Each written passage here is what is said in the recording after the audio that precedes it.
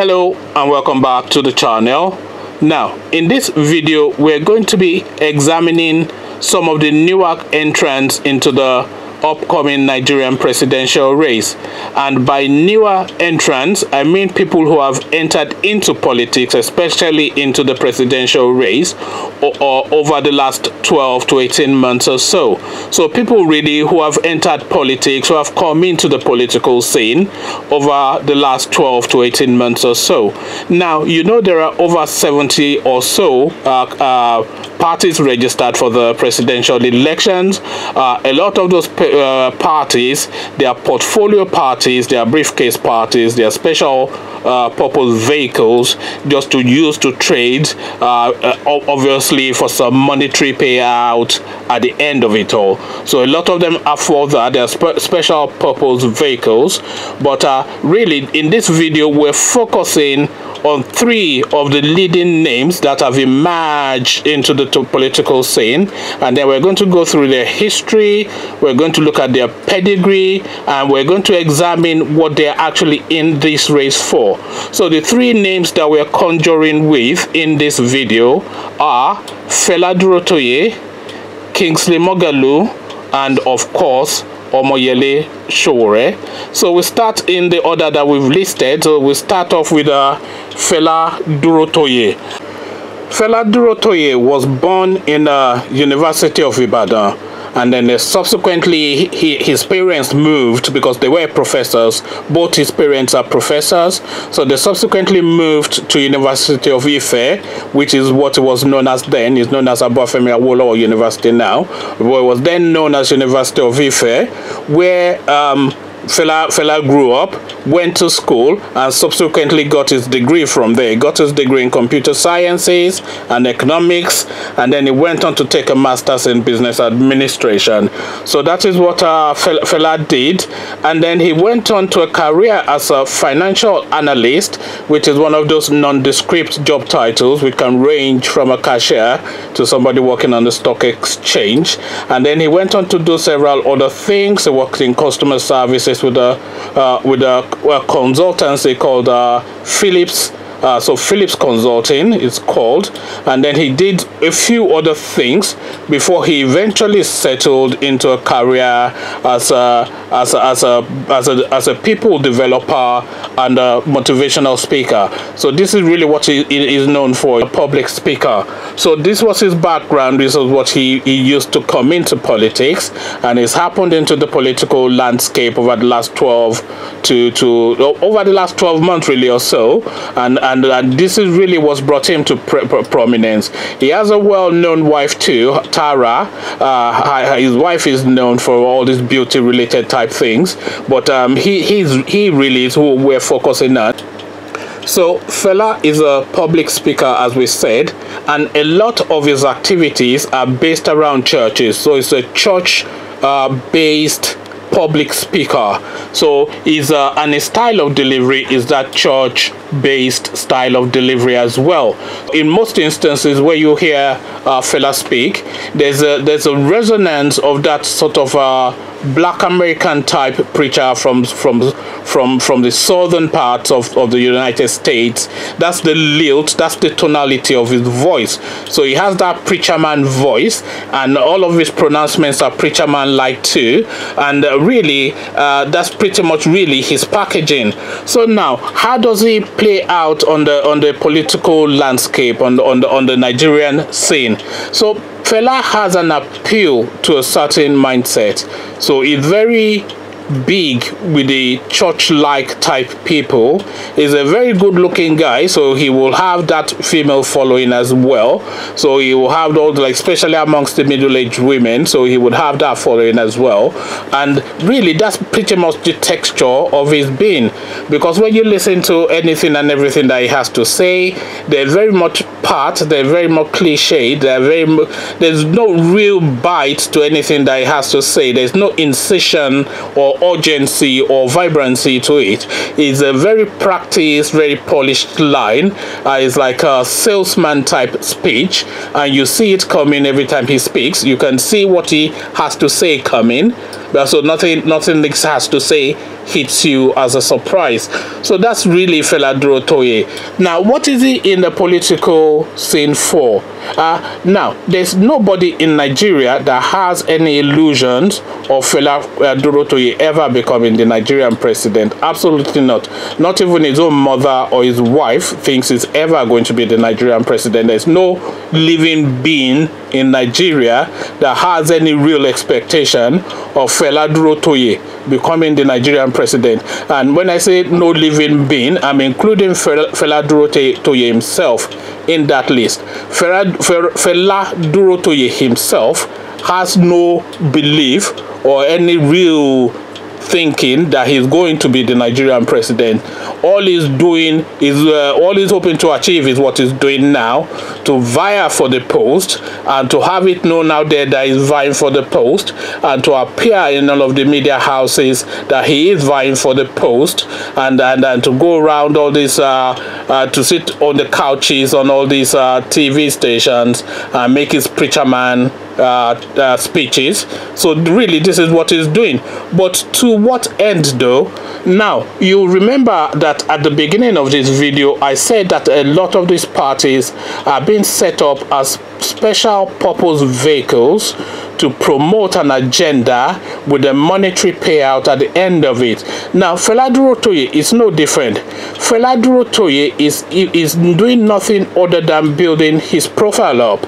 So at the end of the political elections, at the end of the political campaigns, and at the end of the elections really, when all the dust has settled, this guy, Fela Durotoye, he would then go round trading all this newfound fame under the tag of former, you know how Nigerians like title.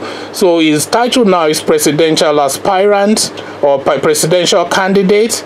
So his title after the election will be former presidential candidate. So then he will then go around all of the media houses to say that he was just one step away from becoming the Nigerian president. So all that publicity will open a lot of doors for him, and all that doors will translate into dollar signs fairly quickly. So really all that Fela Durotoye is doing is building his profile up for the financial payout that is to come after the presidential elections has been and gone. There's nothing else that Fela Durotoye is doing outside of that, and anybody that thinks Fela Durotoye is doing anything outside of that should be taken straight away to the nearest psychiatric hospital and detained there, because whoever is thinking that is not 100% in their head. So that's Fela Durotoye, a bit of a chancer, a fine boy on the take, you know, wants to come and smash and grab. So he's on a smash and grab operation. So that's just his thing. He's after his own money, and good luck to him. Why not? If everybody is looting Nigeria, why shouldn't he loot Nigeria too?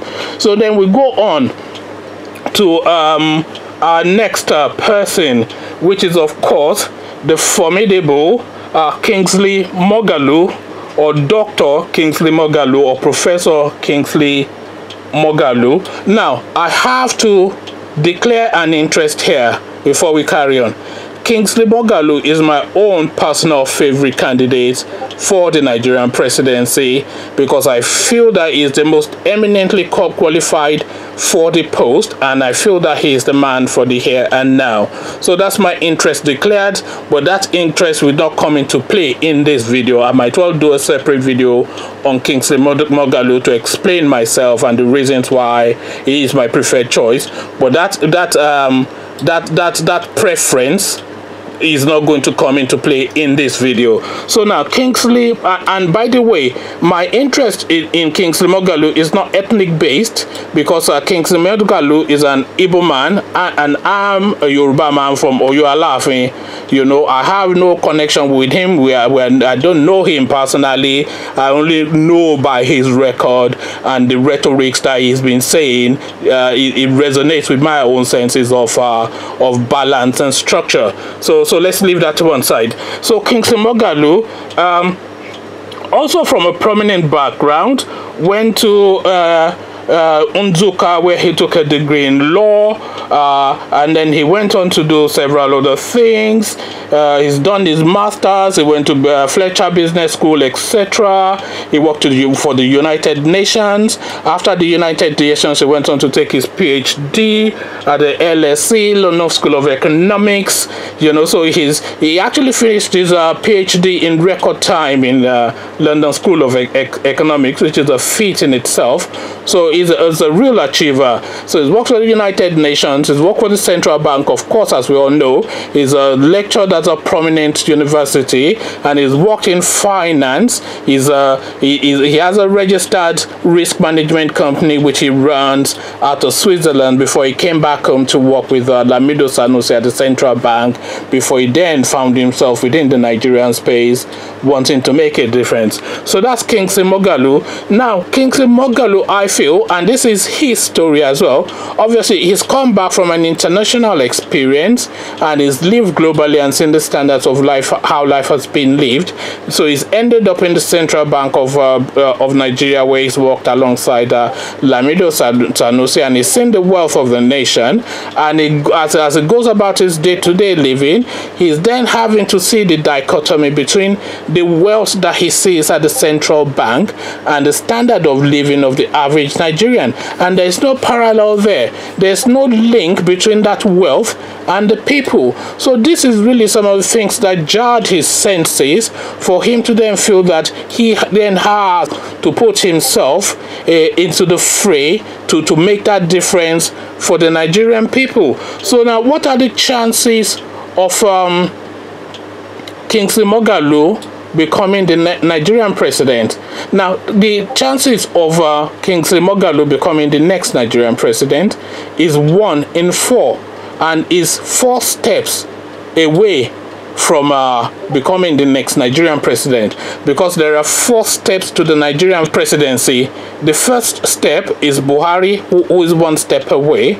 The second step is Atiku, who is 2 steps away. The third step is Sowore, who is 3 steps away. And the 4th step is Kingsley Moghalu, who is 4 steps away. So barring all those 3 gentlemen that I mentioned prior, and I use the term gentlemen loosely because a lot of them, if not all of them, are no gentlemen at all, apart from Kingsley. So apart from those 3 men that I just mentioned, barring those 3 men, Kingsley Moghalu would be the next Nigerian president, because those are the 3 people that is contending with. So a realistic chance, albeit a distant chance, of becoming the next Nigerian president, so is 4 steps removed from being the next Nigerian president. So now we go on to the third and final candidate in the 3 leading new generation politicians that we're examining in this video. And that third candidate, of course, is the formidable Omoyele Sowore. So Omoyele Sowore, a native of Ondo, in Ondo State, or Odo rather, in Ondo State, went to Unilag, as we all know, because he never tires of telling us that he did. Studied geography and regional planning, went on to Columbia University in the United States to take a master's in public administration, founded Sahara Republic, has been in political activism pretty much from the womb, you know, a fiery character, a dogged character, a tough guy, you know, and a hard worker as well. Now, Omoyele Sowore, even though Kingsley Moghalu is my personal favorite, I have to admire Omoyele Sowore's level of hard work in terms of campaigning, because Omoyele Sowore has been to virtually every single village in all of the 4 corners of the Nigerian state to knock on their door and say, this is me and this is what my intentions are. So in terms of political campaign, Omoyele Sowore should write a book, and a book should be written about how this guy has campaigned, because the way that Omoyele Sowore has campaigned is exactly to the book of how a political campaign should be run in Nigeria. Is grassroots, is door to door, is flesh to flesh, is touching the people, is personal interaction, is baby carrying, hands sharing, good words and motivational. So it's a real drive in terms of the political campaign. In terms of political campaigning, this guy has set the template for how a political campaign should be run. Now, why is Omoyele Sowore vying for the Nigerian presidency? Well, Omoyele Sowore himself has said this severally in his own words.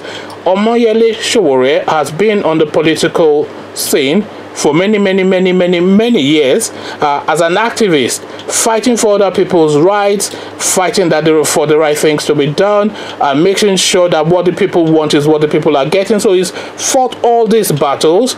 He's won a lot of them and lost a lot of them, but what he has found overall is that win or lose, nothing really changes. So if whoever gets in there seems to be the same old same, and the Nigerian masses still gets shortchanged. So now, fed up with the status quo, he has now said, okay, I am now coming into the arena myself to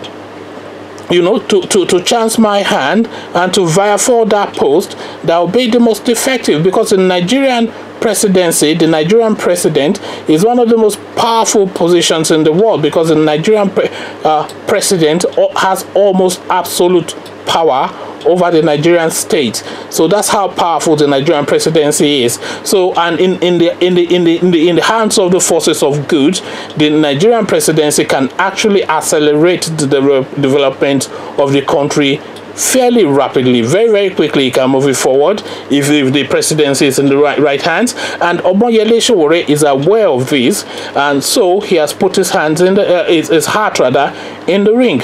So now Omoyele Sowore putting his heart in the ring is for no other reason than for altruistic reasons, because this guy really, I don't really think he's really looking for an enrichment. He doesn't carry that toga of somebody that particularly looks towards enormous wealth, because Omoyele Sowore has the understanding that if he had like $1 million to his name, but the Nigerian experience is the $50,000 for the average Nigerian, his life is a lot better off than if he had like $1 billion on the bank and the Nigerian experience is 10 naira. You see the distance? So if the standard of living in Nigeria is elevated, then the need to loot all of this money is not really necessary, because all of the things that you need to loot this money for is already provided for by the state, and all of this security that you are looking to secure yourself against is already buffered by the state doing the right thing. So he has all of the thinkings that is necessary for the time that we live in, for the times rather that we live in, and really this is what he's looking to bring to bear. So this, I feel, is why he is coming into the fray as well. So those are the three candidates that have emerged out of this class of 2019, as far as I can see. Fela Durotoye we can discount. He's just a chance on the make. He's looking for the money at the end, the pot of gold. Kingsley Moghalu and Omoyele Sowore, they are coming in to try and effect a change, but Kingsley Moghalu is a bit too elitist, I think, for the Nigerian palate, because his language and his tonality does not really resonate with the man on the street sitting in the buka eating amala. His professor speaking big grammar is effectively what it is. But Omoyele Sowore is more down in the street, rolling in the mud with everybody, is ready for anything, and is equally as comfortable on the couch and the sofa in the studios, speaking to the presenter and taking questions. So really, these are the two foremost candidates that have emerged out of this system. So I'm taking those two out of the three. Fela Durotoye can go collect his money after the elections, but then we want to see, win or lose, what then goes on from here with these two gentlemen, because they have now started a movement, and they have done the worst thing that the Nigerian elite once done to the Nigerian masses. They've given people hope and hope in a Nigerian, how do we then tap into that hope and evolve it? So this is where the conversation is going to be after the elections, and we all want Omoyele Sowore to win, and he has the most realistic chance of breaking the mold, if there's any realistic chance of that mold ever being broken. Well, we know that that mold is not going to be broken, because we already know that they're going to rig the election. Come what may, hell or high water, they're going to announce Buhari as the winner. So we all know that, but then what happens after that is what we don't know. But in a free and fair election, if we had somebody like Omoyele Sowore come in, it'd be a great thing for Nigeria. But come what may, there's now been an awakening of the consciousness of the Nigerian that is now no longer should be allowed to go back to the state of dormancy. So this is a state of play. These are my thoughts. So let me stop here before I start to ramble. So I'll have that conversation, to carry on in the comment section. So I'll leave you here, meet you in the comment section, and I'll say peace.